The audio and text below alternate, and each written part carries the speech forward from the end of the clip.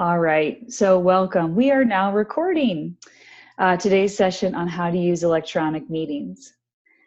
So as you're considering online meetings, I would feel remiss as a librarian if I did not at least mention there are privacy and security concerns, of course. Notably with Zoom in the last couple of years, one issue that they have had actually allowed third parties with ill intent to take over the camera of a person's computer. And they've resolved that issue, but a lot of what I've read online has made it sound like uh, it was a problem several years ago. It's not necessarily a problem anymore. The other thing, of course, to keep in mind as you're evaluating the security and privacy of any tool you use is a secure login. I would highly recommend that you log in with a unique login. Zoom does let you log in with a Google account. However, they make it pretty clear that they will sell Google whatever data you want, whatever data they want. And we all know that Google is an advertising company and has perhaps privacy and security concerns of its own. But that's just one consideration, specifically with Zoom, and I would say with any third-party app that you might consider to use a unique and secure login. As we've seen already, even today, there could be technical difficulties. You need to understand what exactly your requirements are and just be prepared to be flexible. As of course, we must be in real life too, but especially when we're dealing with technology. There's quite a broad set of features that you might need to take advantage of when you're hosting an electronic meeting. In the resources page at the end here is a list of comparisons of different types of meeting rooms available from different companies that you can browse through. Do you need to have phone access? Do you need to have video access? How many people do you need to have room for? How long do your meetings need to be? All of these are questions that you can answer as you are working your way through the different options. And then the last thing as we talk about electronic meetings is etiquette. Again, in the resources page, you'll find a link to an article that I really like that kind of goes over what are some good techniques to keep in mind when you're hosting online meetings. Things like when should you have a camera on, when should you not, who needs microphone access, who needs to be able to share a screen. When you're talking, do you introduce yourself? Am I spending the whole time scrolling through my phone while I'm on the meeting? All of these things that we do in person that are second nature, we have to kind of relearn when we're in a digital environment.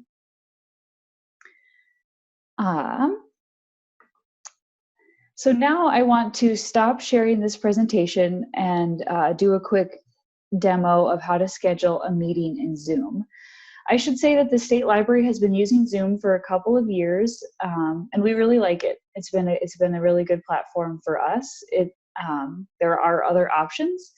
Obviously, when the state chooses a program, they tend to choose what's cheap, as long as it meets the requirements, of course. And Zoom has done that. And I think you'll find if you choose to use it for your electronic meetings as well, you'll find it to be a good price and a good product. This is not any kind of endorsement. There are lots of other tools you can use, as you'll see on the resources slide, but I know a lot of librarians are using Zoom.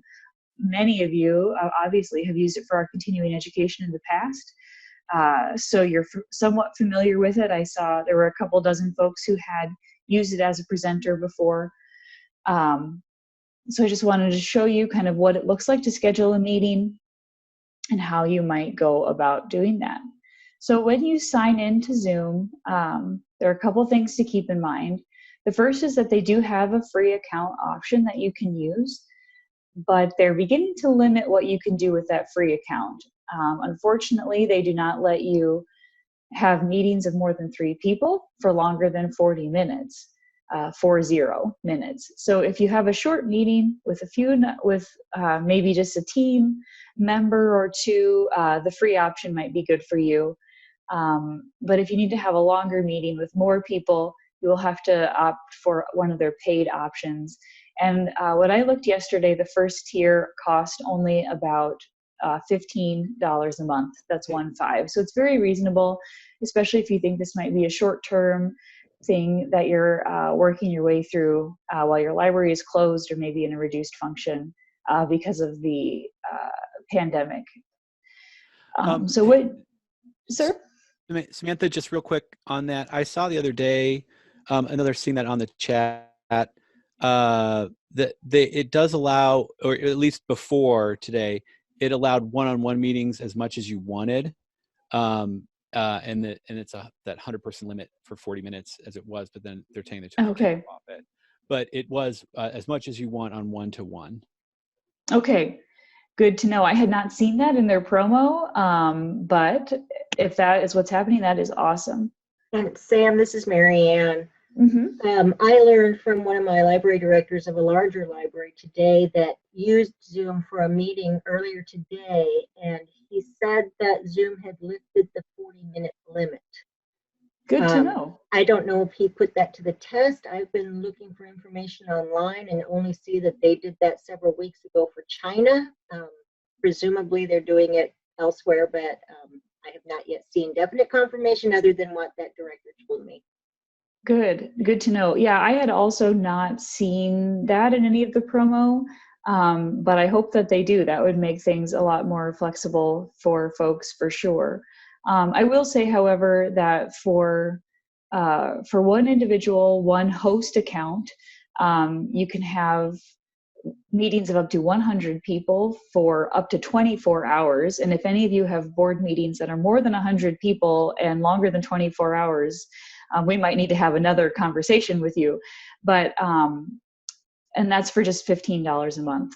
So it's a good platform. It's reasonably priced. But again, I just want to reiterate, this is not a Zoom commercial. You have other options too. So with that in mind, I wanted to just walk you through what it looks like to schedule a meeting.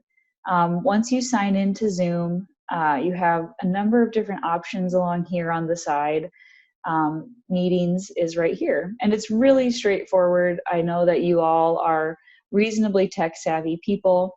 When you first click on that tab, you'll see the things you have scheduled, and of course, you'll see the meeting we're in right now. Welcome. When you schedule a new meeting, you have all kinds of options.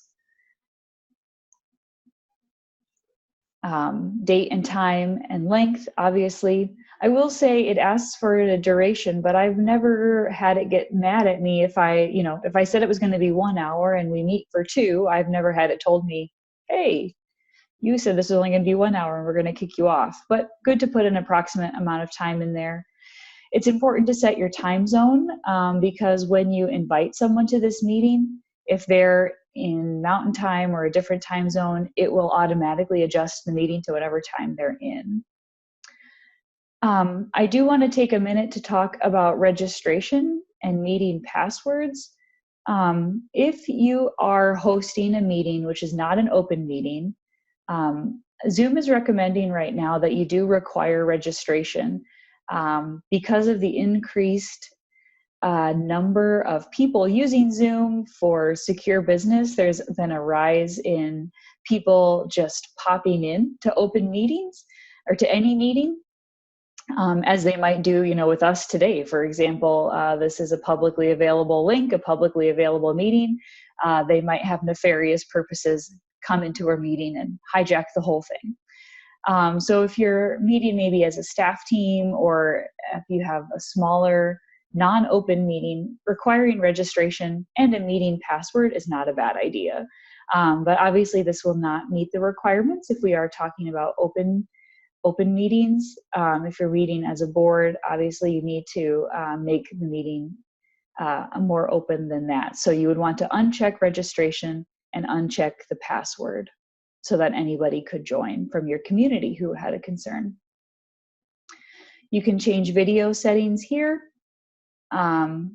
Individuals may change this setting in the meeting itself as well, but at this screen it asks to start the video automatically or not as soon as someone joins. I usually leave this off, especially for my participants, in case you are coming in while your kids are climbing all over you, or If there's something else going on, in the background that's going to be distracting, or maybe you're still in your jammies at 1 p.m. That's totally up to you. You don't want us to see you in your jammies, of course, so we leave that video off. Zoom does allow for both telephone audio and computer audio. So again, let's see a show of hands. Who is calling in from a telephone number today instead of from the computer?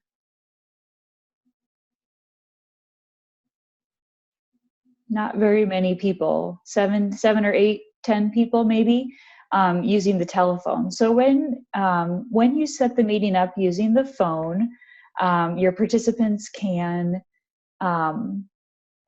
call a number and enter an access code.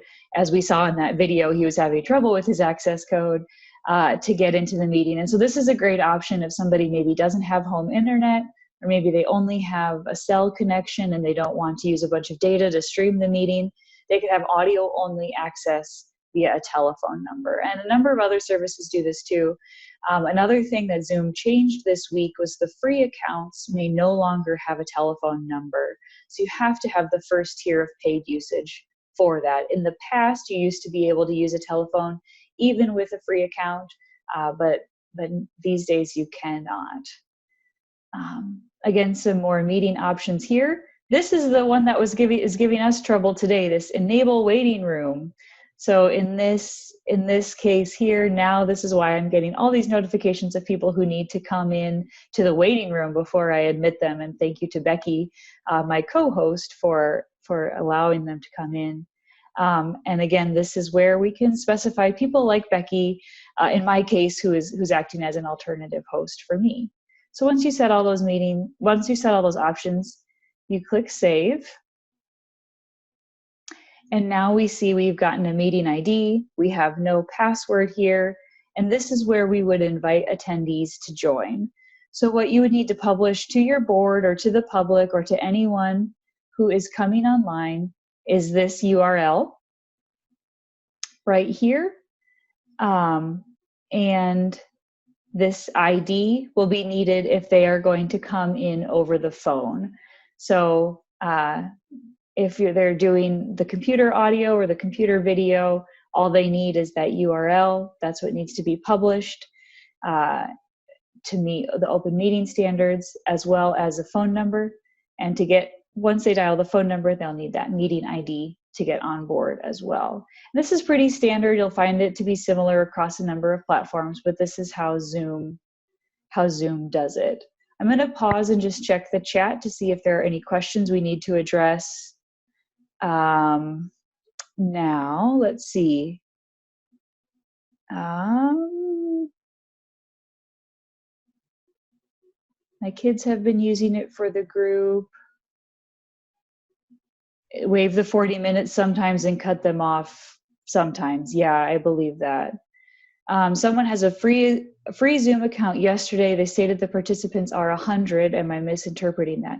No, well, I don't know, Mary. This is an interesting question. I was under the impression, I think they might have changed that for this in the current pandemic setting.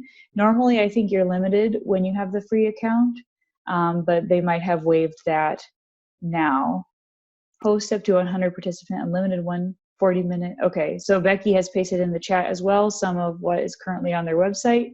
Yeah, and so Anna I asked, accidentally posted it twice, so it's kind good. of conglomerated there. But yes, that's the information direct from their website.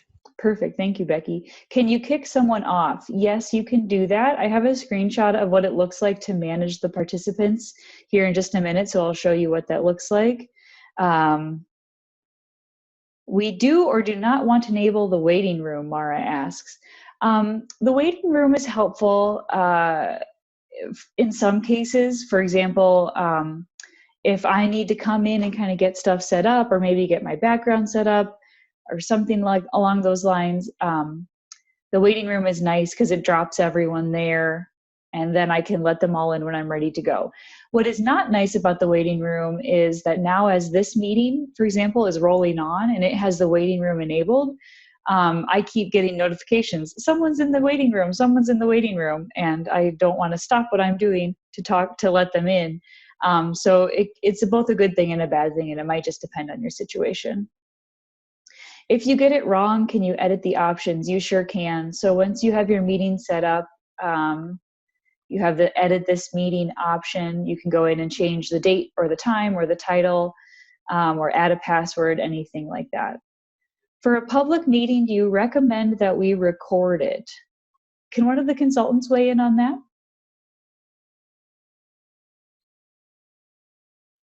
This is Mary Ann, and you don't necessarily need to record it, but you do need to take your minutes as you always would. And I do see that Brenna, I believe is how you pronounce your name, asked if the Zoom ID needs to be posted in the agenda. And yes, if you are doing a remote meeting, according to information we received from the Iowa Public Information Board in a webinar. Mary Ann, you're fading real bad. Speak real close in the mic. In a webinar that Mandy Easter and I did with the Iowa Public Information Board, yes, you do have to provide the way for the public to be able to access your meeting. So yes, you would want to provide that Zoom link on your agenda. My comment, this is Nancy, my comment about recording it is you might want to do it just so that you get the minutes right, especially if it's for a board meeting. It's just a nice tool. You don't necessarily have to keep it unless you go into closed session, and then you do. But it's a nice way to go back and do your minutes afterwards, and then you don't have to keep it past that. If I just wanted to add to this too, this is Misty from the Southwest. If you do choose to record your meeting, my understanding is open meeting law would require you to. Misty, could Misty, you you're also way get too a little faint. close to your mic, please? Can you hear me better now? Yeah, thank you. Okay.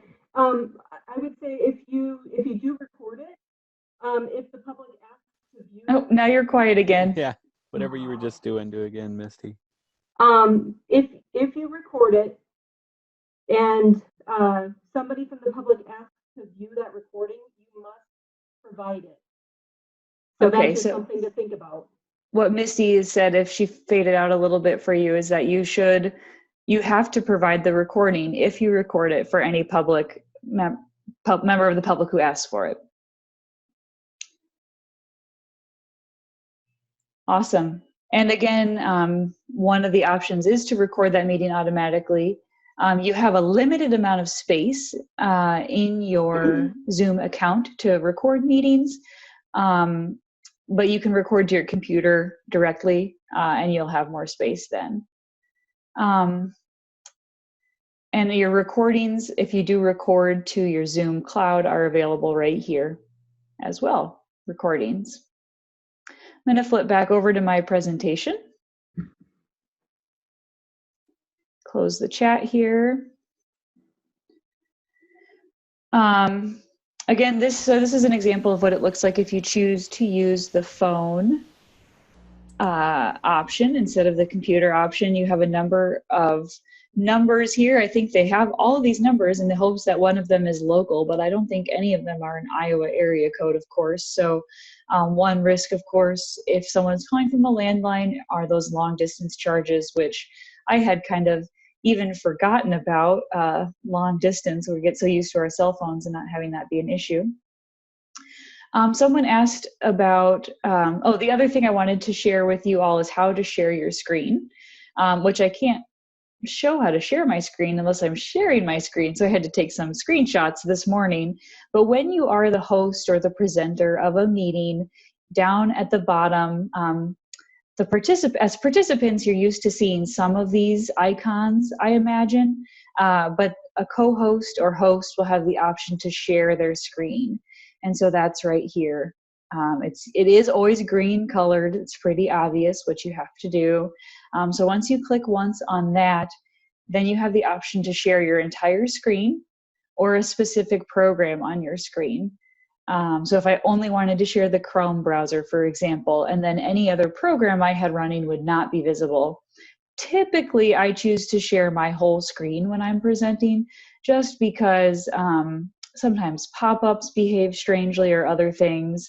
However, if you have any security risk, of course, keep just the non-secure programs being the one you share.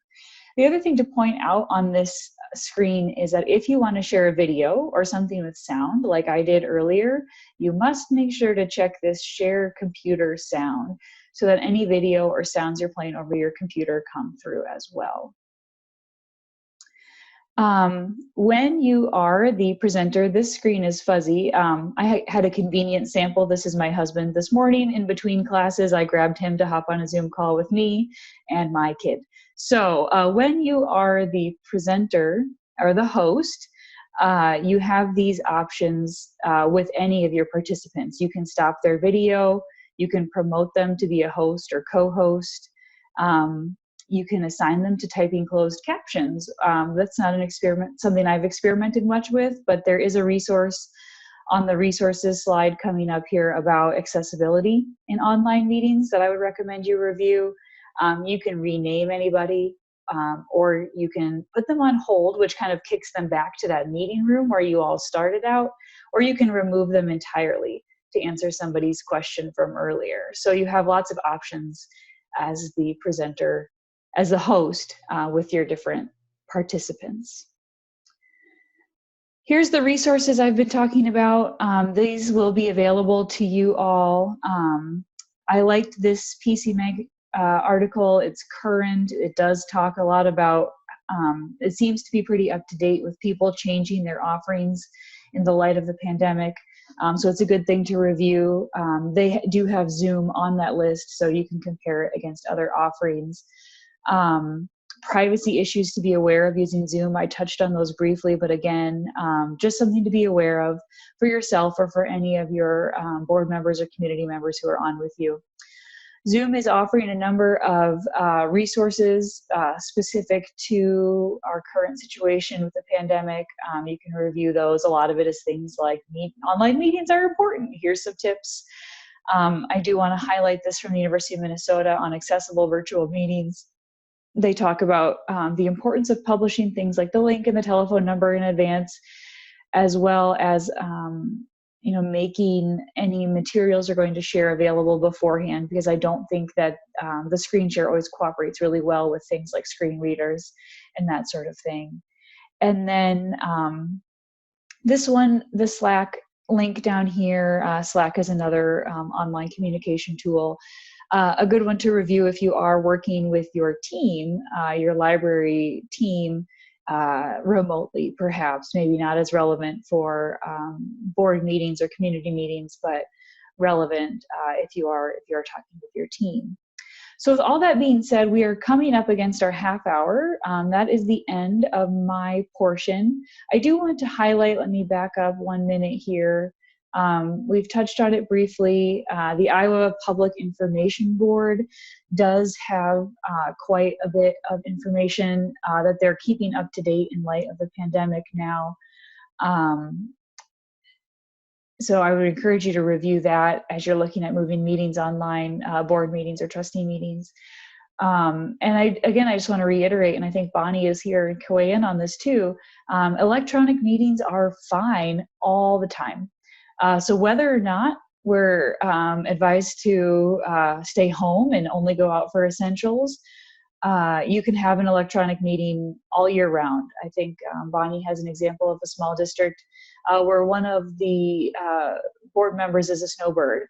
And so, for a few months of the year, they host their meetings online so that person can participate and presumably make everyone jealous with pictures of cactuses or snow or wherever they are that's warm.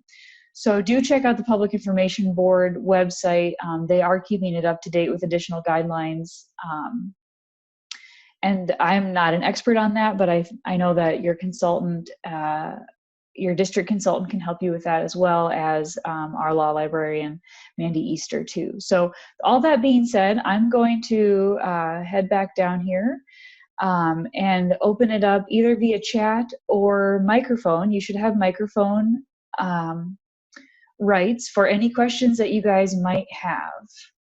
Sam, I'm going to add to your last comment and hope that you can hear me, because I did put my microphone on now. Yes.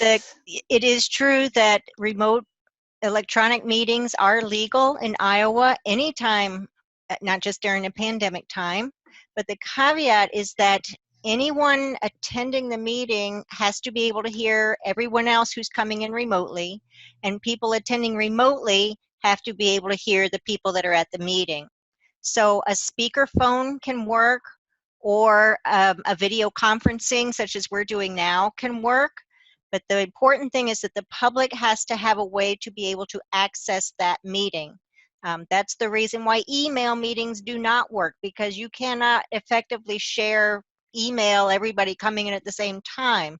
It has to be something such as a speakerphone or a video chat such as Zoom, Skype, Facebook Time, something like that, Facebook video, something to that effect. And Marianne, can you correct me if I'm wrong too, but typically, even if you do an electronic meeting, you must post a physical location where somebody could come as well, but that Right. requirement is waived right now. Is that Right correct? now. Okay. I believe that's true, that it's waived right now.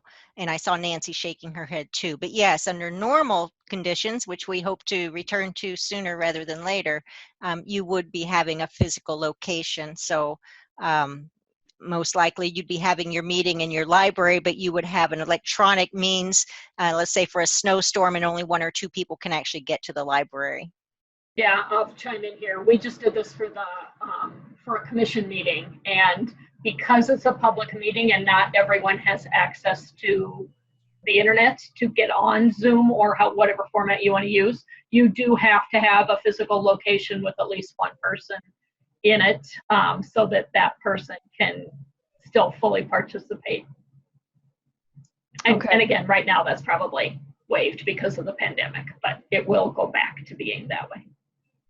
All right, just to chime in with a couple other questions I see in the chat. Will we get a copy of the slides? Yes, I will make sure to send these out. Mara asked a good question too, not a dumb question. Mara, I'll tell you my favorite phrase, which is there are no dumb questions, but there are inquisitive idiots.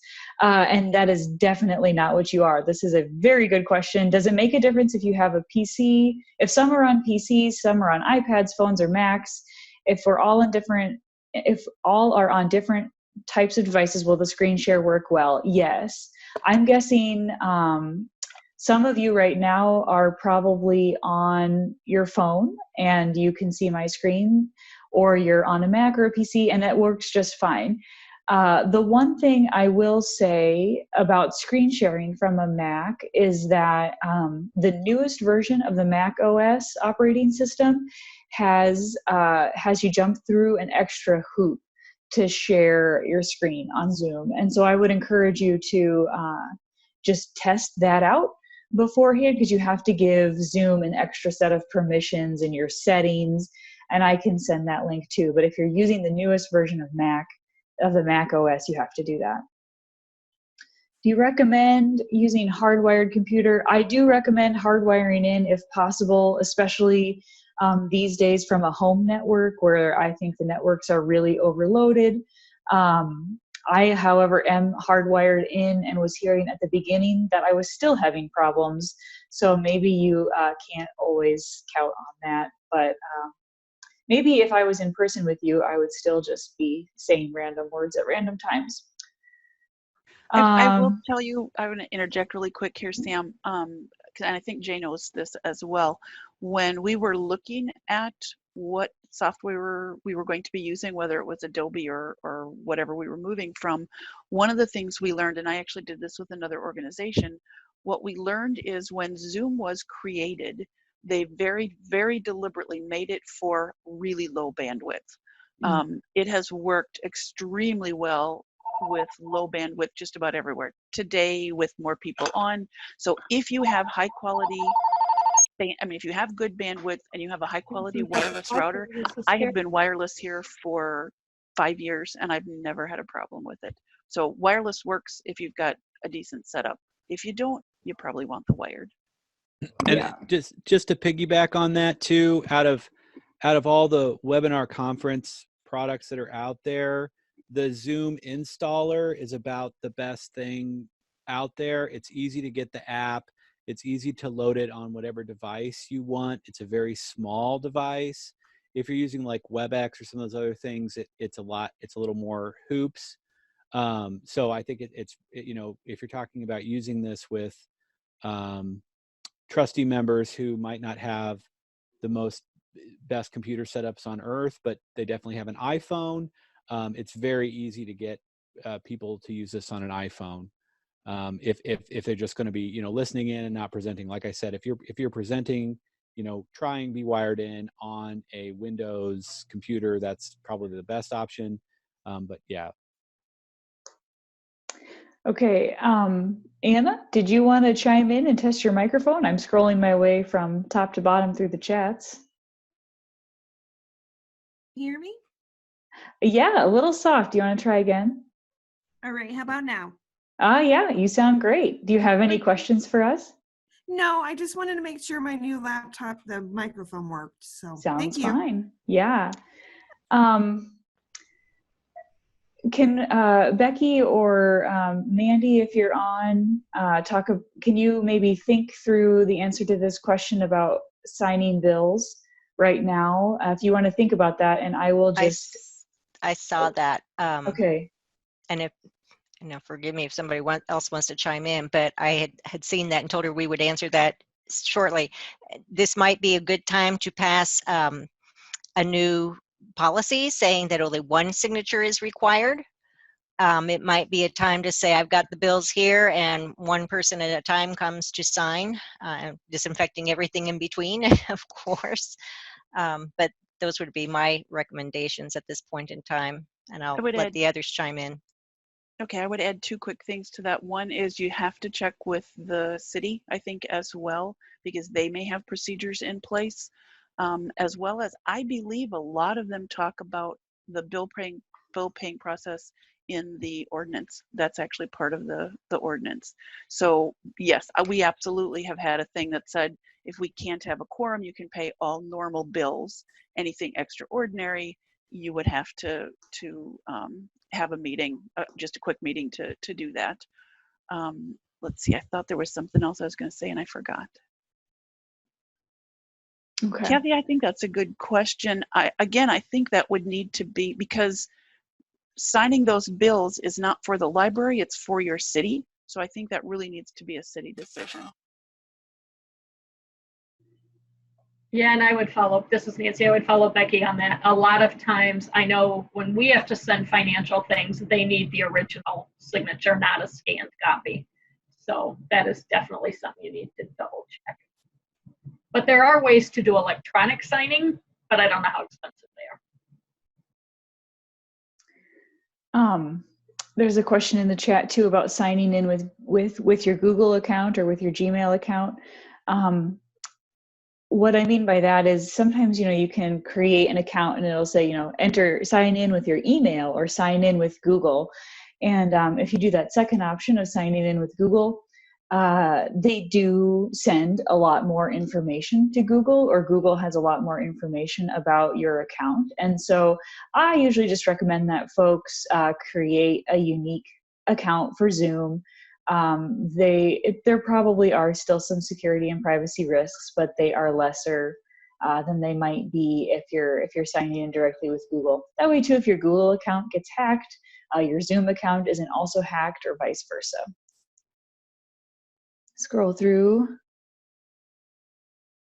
If they're coming in from an iPhone, do they need the app or just the email invitation? They can use a Zoom app directly. I believe they could also use it on the Safari app of their iPhone, or just call in directly with that number. Did you see that question about cameras? Yeah, I'm just getting there now. Sorry, yeah, I didn't know. I was looking in the list there and didn't know when you get past it. Do you want to so the question is, if my, oh, go ahead. Yeah, please, Jay. I run into this problem quite a bit. You do not need to have a camera. We're not requiring that you have a camera. And if you're using this yourself, you do not need one.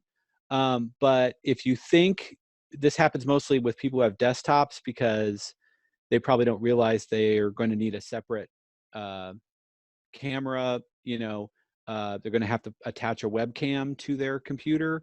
Most of our laptops have them automatically. So if you're on the PC and you think you have a camera attached somewhere and it just isn't recognizing, when you open up a Zoom room, there is an option next to the video, and it's a little up arrow, and it's hard to show that here easily, but there's a little arrow, and it actually lets you pick different camera options if the cameras are installed.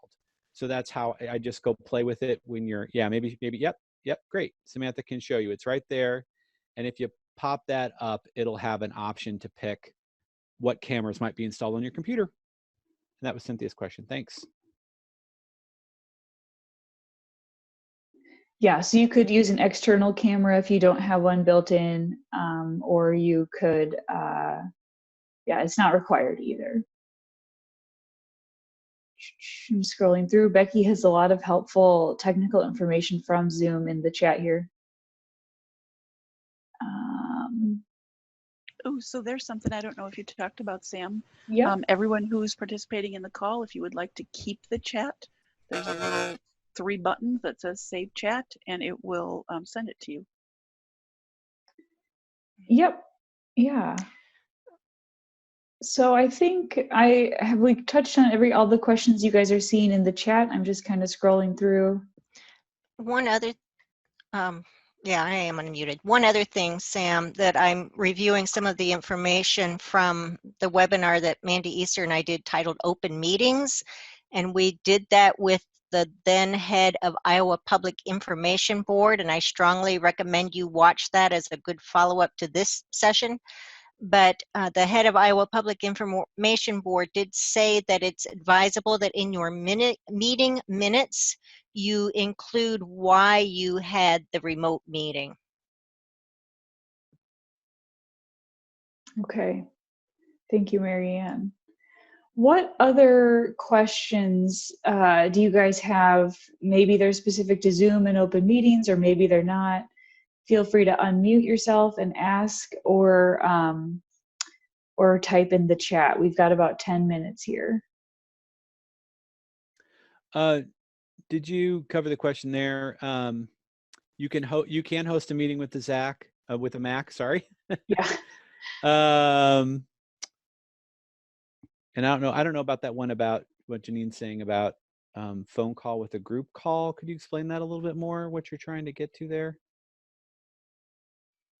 We can meet via phone with a group call if one of us is on site.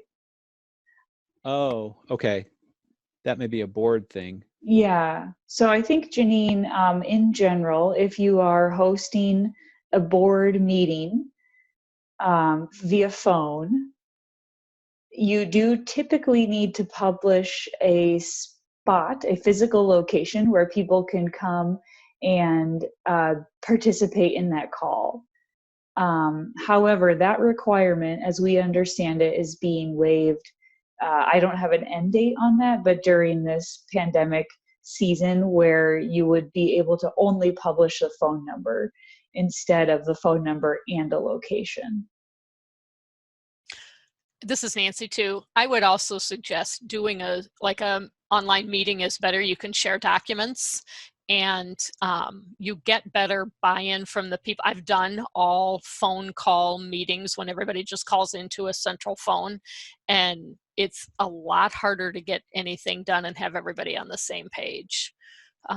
So if I would recommend using something like Zoom for those meetings, it just clears up a lot of confusion, and it makes for a much smoother meeting. Yeah, Laura is asking if visuals are not required and you're using Zoom, can trustees participate only on the phone? Yes, they can. So they could just call that number. Let me scroll back up here. They could just call the number, whichever one of these was maybe that they preferred, and with that meeting ID, then they can join by phone only, and there's no need for them to have any device other than a phone. Would a private Zoom meeting be a way to do story time without worrying which publishers are releasing copyright for their books? Who wants to take that one?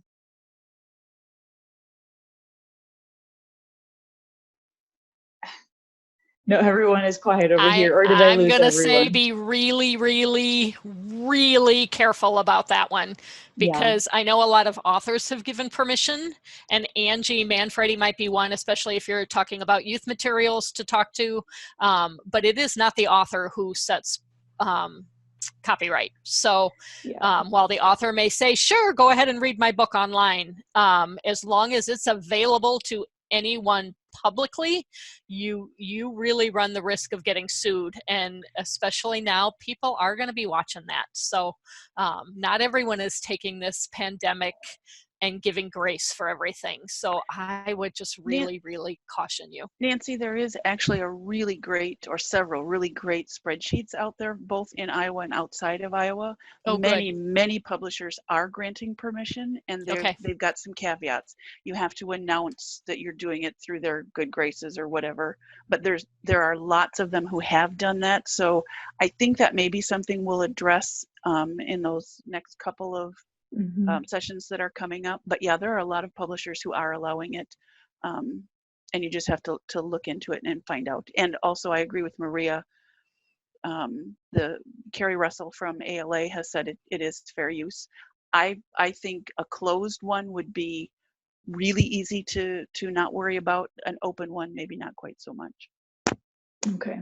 Thanks, Becky. Yeah, one of our upcoming sessions is going to be on staying connected with your community during this time. So part of that's going to include online programming as well. So did you address Justina's question there from Earlham? I think towards the end of that, she's talking about how you would publicize these now, and I think your board meetings.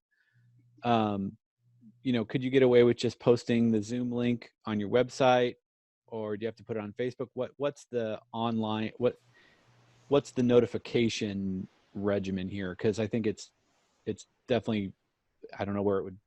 Do they need to have a paper? The law still indicates, and of course, pandemic, there may be some lax in this, but I have not heard that yet, so don't do this.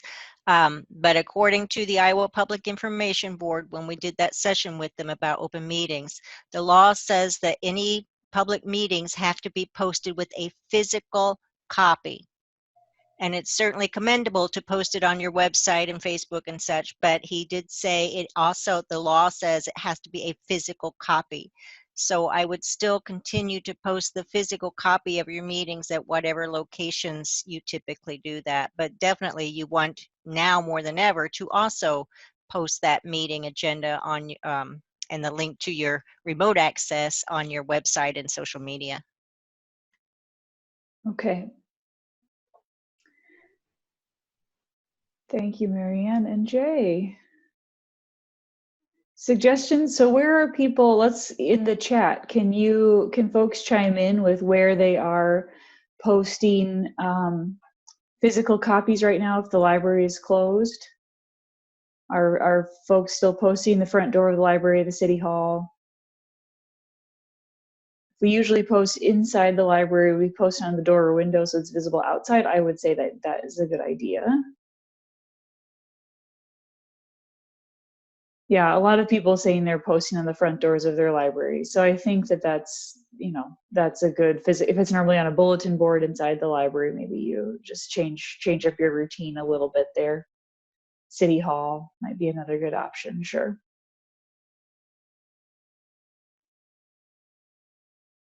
All right, we've got about 5 more minutes for questions. I do want to take a minute to highlight, I know that again, just to reiterate, your district consultant is here to help. Becky in the Southeast District is having some open discussions. So I encourage you to take advantage of those. I know we're all feeling a little bit isolated right now. We're all feeling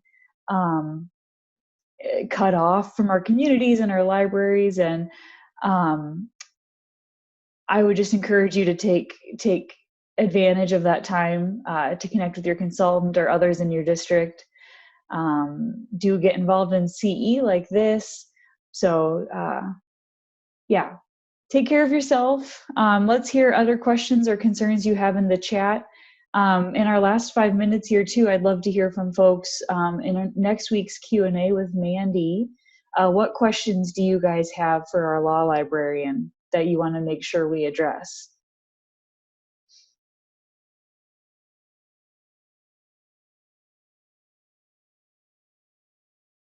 Okay, and Maria has very helpfully, while you guys are working on your questions for our law librarian next week, Maria has included some information about copyright and online technology. So we'll make sure that a copy of this chat gets posted as well so that we have access to that link. Thank you, Maria. And thank you, Carrie Russell from ALA. Janine is asking one question we should have is to pay or not pay staff when they're closed. Nancy, do you want to talk about the email that went out this morning on that topic as well? Sure. Bonnie sent out an email. We sent it from the State Library on that exact topic over Library Talk. So check Library Talk and you can read the whole thing. But our recommendation is to continue to pay your staff because you have already budgeted for that time. It's in your budget. There is no reason not to. And in most cases, many of them are still working either on site or remotely. They're still doing jobs for the library, whether it's doing story times remotely and online or posting on Facebook to keep people connected, doing online book discussions. There's all kinds of stuff that's happening. So the argument can be made, and we highly recommend that staff is still paid. Of course, if you are a union library, that could be very different, and you have to go by your contract then, and that may keep that from happening. But the majority of libraries in Iowa are not union libraries, so that covers it. If you have any questions, look it up on Library Talk or give us a call. All right, we have another question here we can cover in our last couple minutes. Thoughts on curbside delivery. Is anybody who's still doing, who is doing curbside available with a mic and wants to chime in and talk about how you're doing that? Justina, do you have a microphone? Would you be willing to share what you're up to? Can you unmute and share? Hi. Hi. Can you hear me? We can. Okay. So there's a couple of moms in Earlham who have gotten together and they have what they're calling the Earlham Helping Hands Food Share. So our front doors actually have like this food share set up from working with the food pantry. And so we have somebody here every day kind of to staff that, but we have a gate across the library so nobody can come in. The library is closed to the public, but our front doors are open, and then people can call in or yell through the gate, and we will get books for them. And then there are some elderly members of the community and stuff that we are delivering to their homes and like leaving it right outside their door and calling them.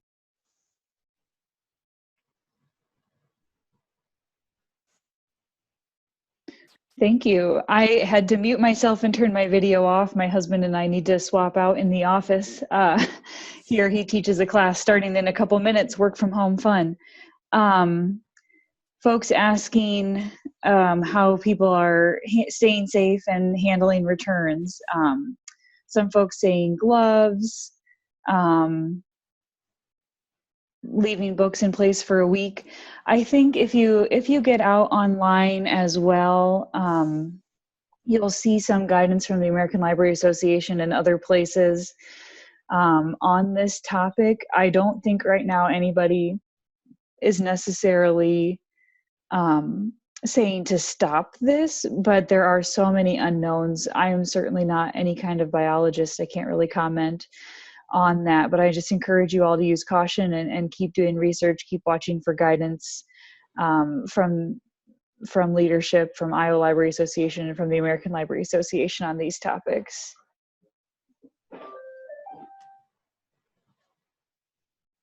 I would also say from the Iowa Department of Health. Yeah, so a number of folks saying that they they're not, or there's a lot of unknowns. And I would just encourage you to be safe and watch for guidance from public health, like Nancy says. Can one of our consultants take this question? Who has the power to tell libraries they are to close? And then that better be our last question for today. Actually, this is Nancy. The only people who really have the power to tell you to close is your library board per your ordinance. They have ultimate power where the library is concerned. However, that being said, work with your city. And if your city is highly suggesting you are closing, I would hope your board would follow that. But it is definitely local. It is not something the state library can do for you. And I'm logging that as one of the questions for Mandy next week. So Okay. We'll have her weigh in as well. That's awesome. Thanks, guys. Well, we are up to 2 o'clock.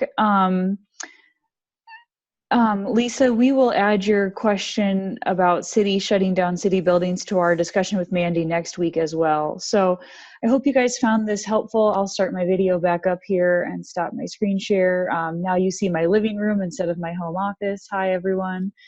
Hey, Lisa, can I put something in really quick? Lisa, I would say call Misty or one of us here at the State Library if you need an answer to that sooner than next week. Yeah. But we can still include it for everybody's knowledge next week. That's great. Thank you, Nancy. Yeah, so thanks everyone for coming, and stay safe, stay healthy. We will be back in touch next week, of course, and in the meantime, like I said, reach out to your consultant if you have any questions. So thanks, everyone.